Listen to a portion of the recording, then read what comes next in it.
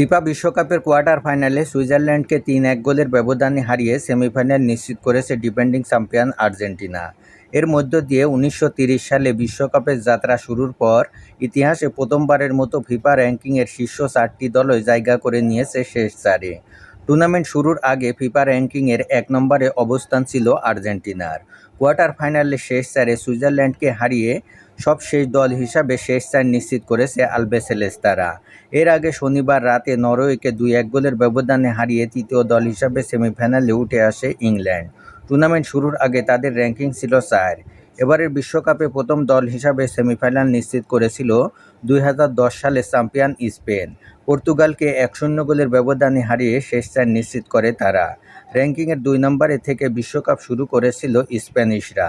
দ্বিতীয় দল হিসাবে সেমিফাইনাল নিশ্চিত করে ফ্রান্স।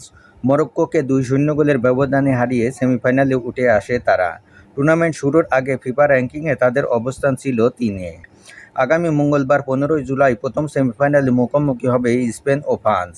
ডালাসে ম্যাচটি মাঠে গড়াবে বাংলাদেশ সময় রাত ১টায়।